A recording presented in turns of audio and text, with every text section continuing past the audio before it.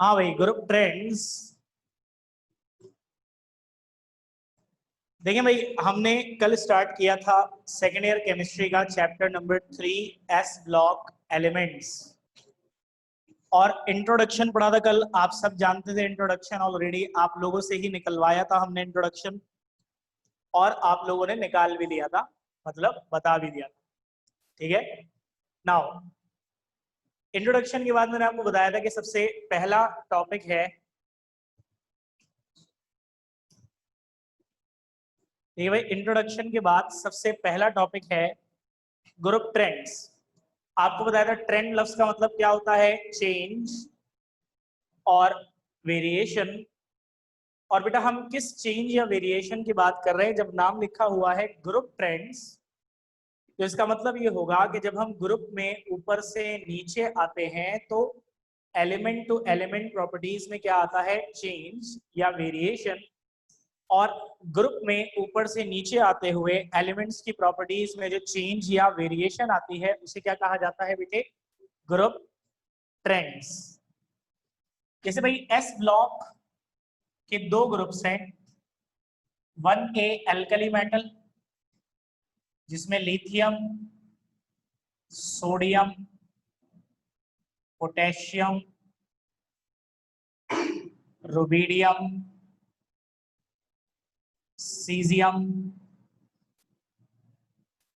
और आता है francium. Group 2A alkaline earth metal में beryllium, magnesium, calcium, strontium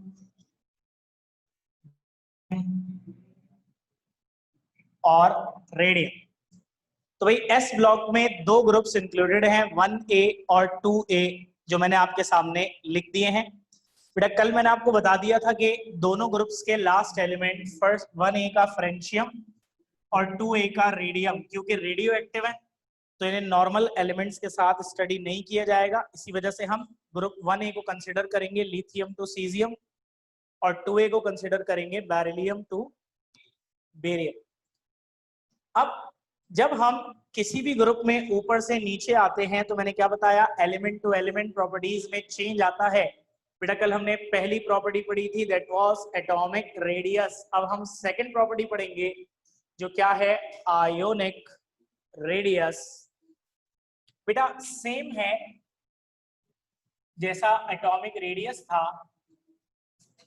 distance between nucleus and valence shell of an ion.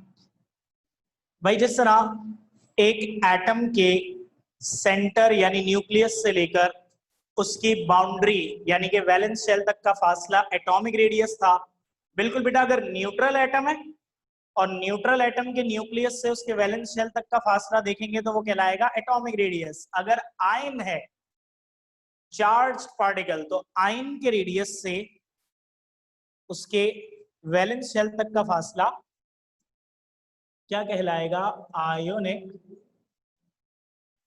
Radius.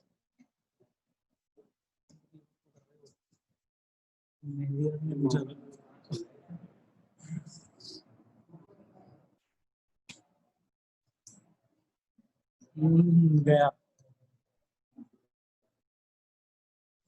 ठीक है। Now अब इसकी मिसाल देखें पहले। तो कल मैंने आपको सोडियम का एटम बना के दिखाया था। सोडियम के एटम में होते हैं 3 शेल। अब देखो बेटा ये सोडियम का एटम है, पहले शेल में 2, दूसरे शेल में 8 और तीसरे शेल में सिर्फ 1 इलेक्ट्रॉन। ये है सोडियम का न्यूट्रल एटम। और इस सोडियम एटम में जाहिर बेटा न्यूक्लियस से लेकर वैलेंस शेल तक का फासला एटॉमिक रेडियस कहलाएगा। न्यूट्रल एटम में एटॉमिक रेडियस। अब जब इसका एक इलेक्ट्रॉन निकाल देंगे तो ये Na न्यूट्रल से क्या बन जाएगा, Na पॉजिटिव, ऐसा ही होगा ना। जब इसका एक इलेक्ट्रॉन निकाल देंगे तो ये Na न्यूट्रल से क्या बन जाएगा, Na पॉजिटिव। और वो इलेक्ट्रॉन कहां से निकलेगा, ऑब्वियसली बेटा वैलेंस शेल से। वैलेंस शेल में कितने इलेक्ट्रॉन है, सिर्फ एक।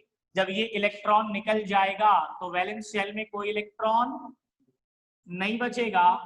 और बेटा जिस शेल में कोई इलेक्ट्रॉन नहीं होता वो शेल भी नहीं होता। तो बेटा जब आखिरी शेल का वाहिद इलेक्ट्रॉन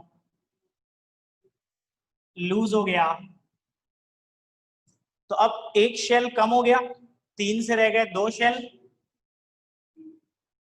ये बन गया Na पॉजिटिव आयन। और इस आयन के न्यूक्लियस से लेकर लास्ट शेल तक का फासला क्या कहलाएगा, आयोनिक रेडियस। बेटा यूनिट इसका भी सेम है, फैक्टर इसके भी सेम है, तो नहीं बता रहा। जो एटॉमिक रेडियस में पढ़ा था वो सेम है, एज इट इज छपा हुआ है, नोट्स में भी देख लेना, एज इट इज छपा हुआ है। वही बेटा यूनिट है एंगस्ट्रॉम। वही 2 फैक्टर्स है भाई, नंबर ऑफ शेल्स और न्यूक्लियर अट्रैक्शन ऑन शेल्स। इससे बेटा 2 रीजन आते हैं, फर्स्ट ईयर में भी पढ़े थे, फर्स्ट ईयर में भी पढ़े थे, फर्स्ट ईयर में भी आ सकते थे, सेकंड ईयर में ज्यादा आते हैं वाले। Radius of cation is smaller than neutral atom. एक कैटाइन का रेडियस, जैसे Na पॉजिटिव आयन का रेडियस उसके न्यूट्रल एटम सोडियम एटम के मुकाबले में छोटा होगा। क्यों है भाई, एक यानी एक पॉजिटिव आयन का रेडियस उसके न्यूट्रल एटम के मुकाबले में छोटा होगा। क्यों छोटा होगा भाई,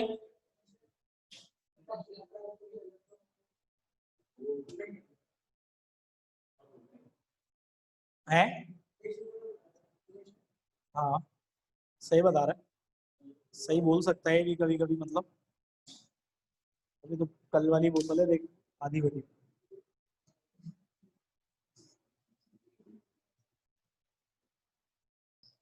बेटा फर्स्ट ईयर में सेम रीजन पढ़ा था हमने।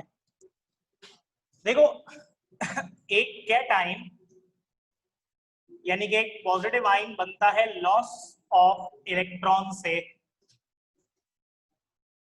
है भाई, एक कैटाइन यानी कि एक पॉजिटिव आयन किससे बनता है, लॉस ऑफ इलेक्ट्रॉन से। आपने देखा ना बेटा, सोडियम न्यूट्रल एटम था, एक इलेक्ट्रॉन जब लूज हुआ तो क्या बन गया, Na पॉजिटिव आयन। और लॉस ऑफ इलेक्ट्रॉन से 2 चीजें होती हैं। पहली चीज क्या होती है कि प्रोटॉन्स की तादाद इलेक्ट्रॉन्स से बढ़ जाती है।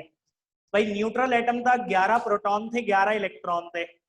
जब एक इलेक्ट्रॉन निकल गया तो एक इलेक्ट्रॉन कम हो गया, अब इलेक्ट्रॉन रह गए 10, प्रोटॉन अभी भी कितने हैं, 11।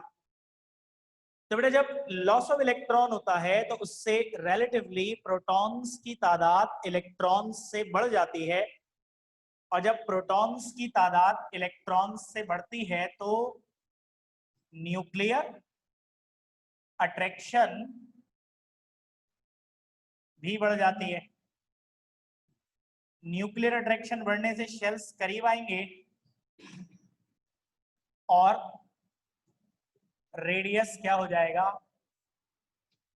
डिक्रीज। ठीक है भाई, दूसरी बात यह है कि लॉस ऑफ इलेक्ट्रॉन से एक और चीज होती है, लॉस ऑफ शेल। आमतौर पे बेटा जब एक न्यूट्रल एटम इलेक्ट्रॉन लूज करके कैटाइन बनता है तो आखिरी शेल में मौजूद सारे इलेक्ट्रॉन्स को लूज कर देता है। अब अगर आखिरी शेल में एक इलेक्ट्रॉन है तो एक इलेक्ट्रॉन लूज हो जाएगा, +1 चार्ज आएगा और आखिरी शेल खत्म। अगर 2 इलेक्ट्रॉन है वैलेंस शेल में, जैसे कि ग्रुप 2A में, तो दोनों इलेक्ट्रॉन लूज हो जाएंगे, +2 चार्ज आएगा और आखिरी शेल खत्म हो जाएगा। अगर 3 इलेक्ट्रॉन है आखिरी शेल में, जैसे कि एल्यूमिनियम, तो तीनों इलेक्ट्रॉन लूज करेगा, +3 चार्ज आएगा और आखिरी शेल खत्म हो जाएगा। तो क्या होता है कि लॉस ऑफ इलेक्ट्रॉन से लॉस ऑफ शेल, एक शेल कम हो जाता है। और बेटा ऑब्वियसली शेल कम होंगे तो उससे भी रेडियस क्या हो जाएगा, डिक्रीज। इस वजह से एक कैटाइन यानी कि एक पॉजिटिव आयन का रेडियस उसके न्यूट्रल एटम से छोटा होता है। हाँ भाई, अगला सवाल इसका ऑपोजिट क्या बनेगा? Radius of an ion is greater than neutral atom. बेटा एक एन आयन यानी कि नेगेटिव आयन का रेडियस न्यूट्रल एटम से बड़ा होता है, जैसे कि Cl नेगेटिव क्लोराइड आयन का रेडियस न्यूट्रल क्लोरीन एटम से बड़ा होगा। अब आप इसी को रेप्लिकेट कर सकते हो उधर ऑपोजिट करके। क्या कोई कर सकता है आप में से ये काम? बिल्कुल इसी तरह से कि एक एनाइन का रेडियस क्यों बड़ा होगा उसके न्यूट्रल एटम से। यहां से शुरू करो भाई। कैटाइन बनता था लॉस ऑफ इलेक्ट्रॉन से, एनाइन किससे बनेगा? तो एक एनाइन यानी कि एक नेगेटिव आयन किससे बनेगा? गेन ऑफ इलेक्ट्रॉन से। और जिस तरह लॉस ऑफ इलेक्ट्रॉन से प्रोटॉन्स की तादाद इलेक्ट्रॉन से बढ़ जाती थी, गेन ऑफ इलेक्ट्रॉन से रिलेटिवली इलेक्ट्रॉन्स की तादाद प्रोटॉन्स से बढ़ जाएगी या प्रोटॉन्स की तादाद इलेक्ट्रॉन्स से कम हो जाएगी। जैसे बेटा क्लोरीन की अगर बात करें तो क्लोरीन न्यूट्रल होता है 287, यानी पहले शेल में 2, दूसरे शेल में 8 और तीसरे शेल में 7 इलेक्ट्रॉन। जब ये एक इलेक्ट्रॉन गेन करता है तो ये बन जाता है Cl नेगेटिव 288। बेटा पहले इलेक्ट्रॉन भी 17 थे, प्रोटॉन भी 17। अब जब एक इलेक्ट्रॉन गेन कर लिया तो अब इलेक्ट्रॉन्स कितने हो गए? 18। तो इलेक्ट्रॉन्स की तादाद रिलेटिवली बढ़ गई, तो आप कह सकते हैं कि प्रोटॉन्स की तादाद रिलेटिवली कम हो गई। और बेटा प्रोटॉन्स की तादाद कम होने से क्या होगा? न्यूक्लियर अट्रैक्शन डिक्रीज हो जाएगी। और बेटा न्यूक्लियर अट्रैक्शन डिक्रीज होने से शेल्स दूर जाएंगे और शेल्स दूर जाने से रेडियस बढ़ जाएगा। अब बेटा मुझे बताओ, जिस तरह लॉस ऑफ इलेक्ट्रॉन से लॉस ऑफ शेल होता है तो गेन ऑफ इलेक्ट्रॉन से क्या होगा? है भाई, जिस तरह लॉस ऑफ इलेक्ट्रॉन से लॉस ऑफ शेल होता है, आमिर गेन ऑफ इलेक्ट्रॉन से क्या होगा? हाँ भाई, महम, निजला, अरीबा, मुस्फिरा।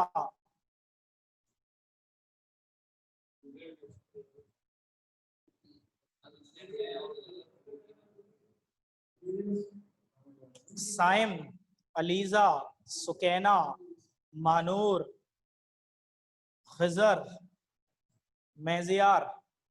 जिस तरह लॉस ऑफ इलेक्ट्रॉन से लॉस ऑफ शेल होगा तो गेन ऑफ इलेक्ट्रॉन से क्या होगा? अरीबा भट्टी ने भी बोला भाई सर सीधी बात है, गेन ऑफ शेल होगा। क्या हो गया? निजला ने भी गेन ऑफ शेल बोला। मेजियार ने बेहतरीन बात बोली।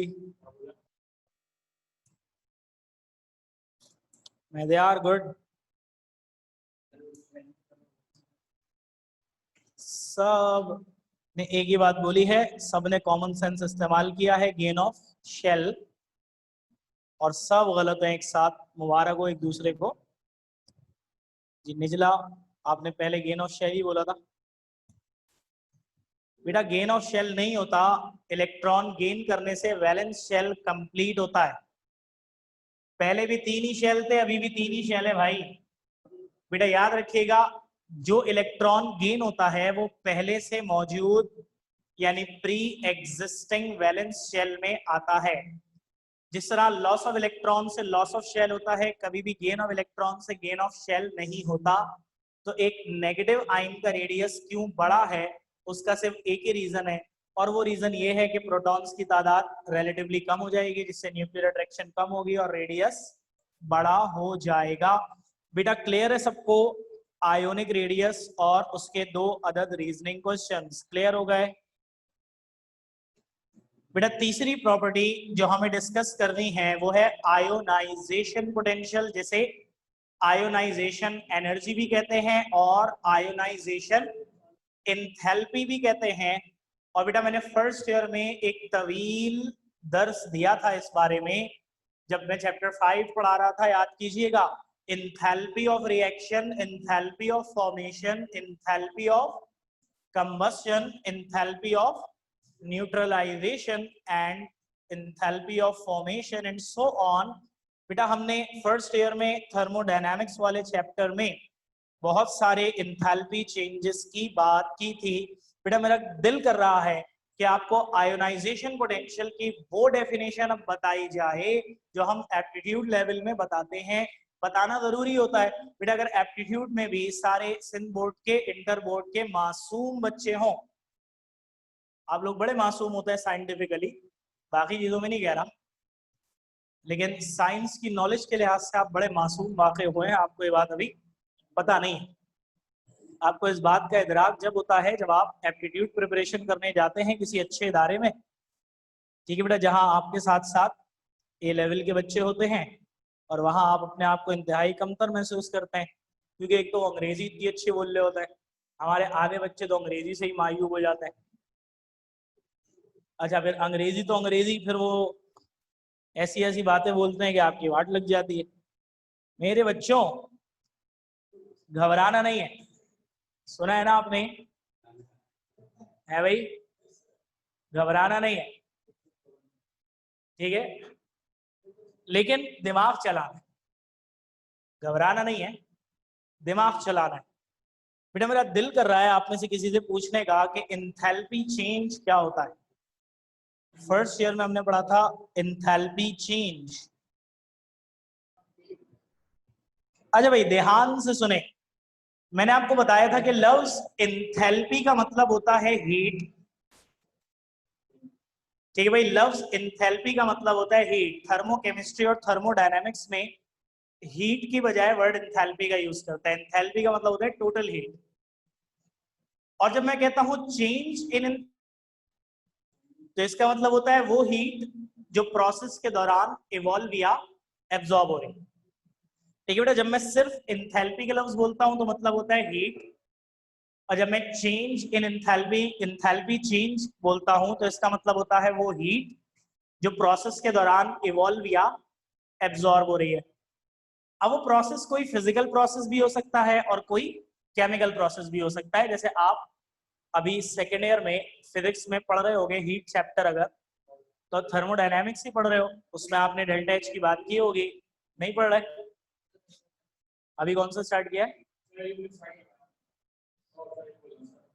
ठीक है बेटा, तो आप खैर हीट चैप्टर पढ़ोगे सेकेंड ईयर में तो बहुत तफसील से पढ़ोगे, और उसमें भी आप ये देखोगे कि एक पिस्टन सिलेंडर सिस्टम है, उस पर गैस है, गैस कंप्रेस हो रही है, गैस एक्सपेंड हो रही है। अब ये फिजिकल प्रोसेस है, कोई केमिकल प्रोसेस नहीं है, लेकिन गैस का कंप्रेस होना, गैस का एक्सपेंड होना, उसमें भी हीट चेंजेस हो रही है, अमाउंट ऑफ हीट इवॉल्व या एब्जॉर्ब हो रहा है। तो मैं कह रहा हूं कि किसी भी प्रोसेस में हीट जो इवॉल्व या एब्जॉर्ब हो रही है वो इंथैल्पी चेंज कहलाती है। अब वो प्रोसेस चाहे फिजिकल प्रोसेस हो या केमिकल प्रोसेस हो।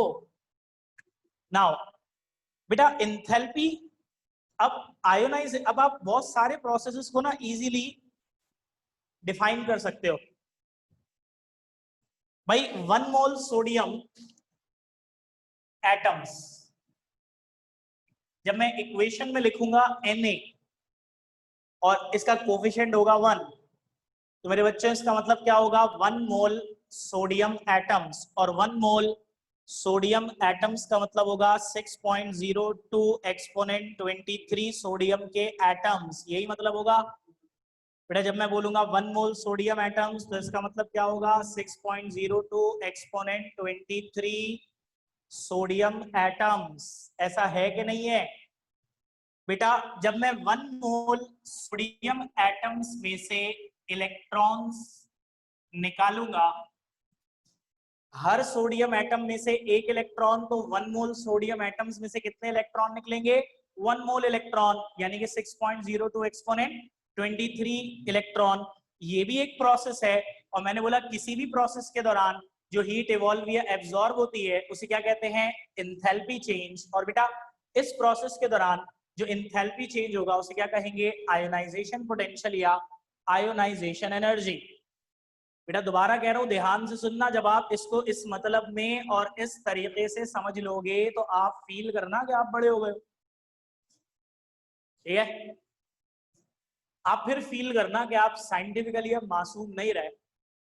अब जितने आप बाकी मामलात में हाँ हाँ क्या बोलूं मैं, उतने ही फिर आप साइंस में भी होते जा रहे होंगे। मैं फिर से कह रहा हूं बेटा ध्यान से सुनना। मैंने जब इक्वेशन में लिखा है 1Na तो इसका मतलब है 1 मोल सोडियम एटम है, और 1 मोल सोडियम एटम का मतलब है कितने, 6.02 एक्सपोनेंट 23 सोडियम एटम। बेटा जब मैं 1 मोल सोडियम एटम्स में से 1 मोल इलेक्ट्रॉन्स निकालूंगा तो इस प्रोसेस के दौरान जो इंथैल्पी चेंज होगा, यानी जो अमाउंट ऑफ हीट एब्जॉर्ब होगा, वो इंथैल्पी चेंज क्या कहलाता है, आयोनाइजेशन पोटेंशियल। बेटा हमने फर्स्ट ईयर में इसी तरह आपको बताया था कि भाई ये एक पर्टिकुलर टाइप ऑफ रिएक्शन है कंबस्शन। 1 मोल फ्यूल सब्सटेंस जला, इंथैल्पी चेंज हुआ, उसे हीट ऑफ कंबस्शन कहेंगे। ये एक पर्टिकुलर रिएक्शन है न्यूट्रलाइजेशन। जब 1 मोल सॉल्ट बना या 1 मोल वाटर बना न्यूट्रलाइजेशन में, तो जितना एंथैल्पी चेंज हुआ वो हीट ऑफ न्यूट्रलाइजेशन। ये फॉर्मेशन रिएक्शन है, एलिमेंट्स कंबाइन होकर कंपाउंड का 1 मोल बना रहे हैं, तो इस प्रोसेस में जितना एंथैल्पी चेंज हुआ वो एंथैल्पी ऑफ फॉर्मेशन। याद है ना। बिल्कुल इसी तरह बेटा मैं 1 मोल न्यूट्रल एटम्स में से जब इलेक्ट्रॉन्स निकालूंगा तो इस प्रोसेस के दौरान जितना एंथैल्पी चेंज होगा वो क्या कहलाएगा, आयोनाइजेशन पोटेंशियल। ठीक है बेटा, जब मैं 1 मोल न्यूट्रल एटम्स में से 1 मोल इलेक्ट्रॉन्स निकालूंगा तो इस प्रोसेस के दौरान जितना इंथैल्पी चेंज होगा वो इंथैल्पी चेंज क्या कहलाएगा बेटा, आयोनाइजेशन पोटेंशियल। बेटा हम इंथैल्पी चेंज को किससे रिप्रेजेंट करते हैं, डेल्टा एच। अगर 1 मोल सोडियम एटम में से 1 मोल इलेक्ट्रॉन निकालने हैं तो 495 किलो जूल्स एनर्जी होगी। ये इसका इंथैल्पी चेंज है। और बेटा इस प्रोसेस के इंथैल्पी चेंज को क्या कहा जाता है, आयोनाइजेशन पोटेंशियल। मेरे बच्चों, बेटा कितने बच्चे इस बात को क्रिस्टल क्लियर समझ चुके हैं, इस वे ऑफ डेफिनेशन को, जो कि बेटा बहुत जबरदस्त वे ऑफ डेफिनेशन है। आप में से कितने लोग इसको पूरी तरह से समझ चुके हैं? बेटा बिल्कुल खुल के बताइएगा, कोई इसमें छुपाने वाली बात नहीं है।